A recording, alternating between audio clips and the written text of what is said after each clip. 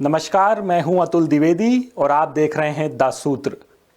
एक चुनावी हार का बोझ कितना ज्यादा होता है, ये कमलनाथ से बेहतर कोई नहीं जान सकता।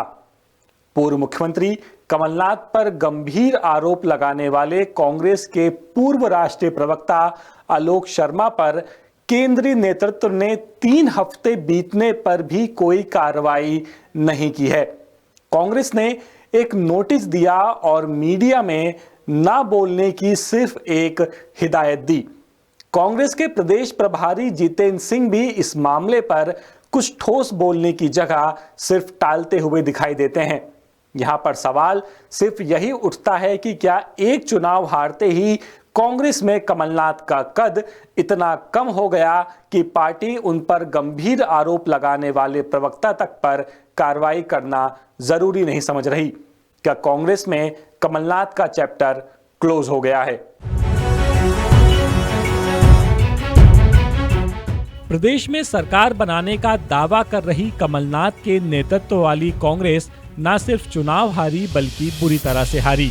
इस हार के बाद पार्टी नेताओं के निशाने पर कमलनाथ आ गए। पार्टी के राष्ट्रीय प्रवक्ता आलोक शर्मा ने खुलेआम कमलनाथ पर गंभीर आरोप लगा दिए। उन्होंने न सिर्फ कमलनाथ की बीजेपी से साठगांठ बताई बल्कि ये सवाल भी उठाया कि उनके घर ईडी या सीबीआई क्यों नहीं जाती। शर्मा ने कहा कि कमलनाथ शायद खुद चुनाव जीतना ही नहीं चाहते थे। आलोक शर्मा के इन आरोपों के बाद 18 जनवरी को कांग्रेस ने उन्हें कारण बताओ नोटिस जारी कर 2 दिन में जवाब मांग लिया, लेकिन 3 हफ्ते बीतने के बाद भी आलोक शर्मा पर कोई कार्रवाई नहीं की गई। मध्य प्रदेश आए कांग्रेस प्रभारी जितेंद्र सिंह ने मामले को इतना हल्का बता दिया जैसे कुछ हुआ ही नहीं। सारा मामला अनुशासन समिति पर डालकर मामले को टालने की कोशिश की गई। जितेंद्र सिंह ने कहा कि आलोक शर्मा ने जो कहा वो उनका व्यक्तिगत विचार है, उनको नोटिस दे दिया गया है, ये अनुशासन समिति का मामला है। उनका जवाब आया नहीं आया ये समिति देखेगी।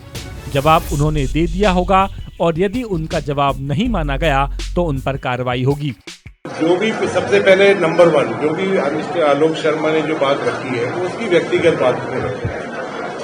नंबर 2, क्योंकि वो हमारे पार्टी के प्रवक्ता के रूप में काम कर रहे थे तो पार्टी ने उनको नोटिस भी दे दिया है, उनको नोटिस भी मिल चुका है और शीघ्र उनके जो अनुशासन समिति है वो समिति उसके ऊपर निर्णय करेगी। उनका जवाब आया नहीं आया वो एक अनुशासन समिति का मामला है। तो जवाब उनने नहीं दिया होगा तो उनके ऊपर कार्रवाई होगी और जवाब देने के बाद भी जवाब उनका नहीं माना गया तो फिर भी उनके ऊपर कार्रवाई होगी।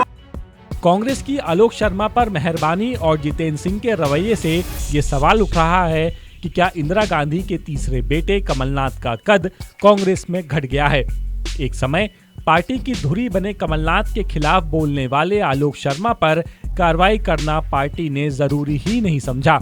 नोटिस में उनको 2 दिनों में जवाब देने के लिए कहा गया था, लेकिन सूत्रों की माने तो उन्होंने अब तक जवाब ही नहीं दिया है। वहीं पार्टी ने उन्हें एक शोकोज नोटिस भी जारी किया और मीडिया में ना बोलने की एक हिदायत देकर रस्म अदायगी कर ली। कमलनाथ का प्रदेश अध्यक्ष पद से इस्तीफा लिए बिना जीतू पटवारी को प्रदेश कांग्रेस की कमान सौंप दी गई। क्या कांग्रेस में अब भी वरिष्ठ नेता हाशिए पर जा रहे हैं? इस मामले में जीतू पटवारी ने कमलनाथ का साथ तो दिया लेकिन उनकी क्षमता पर तंज भी कस दिया। जीतू पटवारी ने कहा कि कमलनाथ हमारे नेता हैं, जितनी उनमें क्षमताएं थी उतना हमने संगठन के साथ मिलकर जीतने का प्रयास किया। आलोक शर्मा ने अनुशासनहीनता की है, उनके ऊपर कार्रवाई होगी। वहीं कमलनाथ ने कहा कि आलोक शर्मा ने जो कुछ कहा वो उस आधार पर उनको पार्टी संगठन ने नोटिस दे दिया है। उसका खंडन किया जितेंद्र ने, ऐसा जोर से खंडन किया, उसको शो कॉज नोटिस दिया। उसका खंडन किया जितेंद्र ने, ऐसा जोर से खंडन किया, उसको शो कॉज नोटिस दिया। ये इसमें स्पष्टता आ गई है कि जिस व्यक्ति ने ऐसा कहा निराधार है और कांग्रेस पार्टी एक मत एकजुट होकर कमलनाथ जी हमारे नेता हैं और जो जितनी उनमें क्षमताएं थी संगठन के साथ मिलकर हमने जीतने का प्रयास किया। लोकतंत्र में जो जनता ने जनादेश दिया सर माथे पर, आलोक शर्मा की पूरा कृत्य अनुशासनहीनता में आया है, उस पर कार्रवाई हो रही है। इस मामले में द सूत्र ने आलोक शर्मा से भी फोन पर बात की। आलोक शर्मा ने इस मामले में कुछ भी कहने से इनकार कर दिया। शर्मा ने कहा कि पार्टी संगठन ने उनको मीडिया में कुछ भी ना बोलने को कहा है। इस मामले से जुड़े सारे बयानों से तो साफ नजर आता है कि आलोक शर्मा पर दिल्ली दरबार मेहरबान है।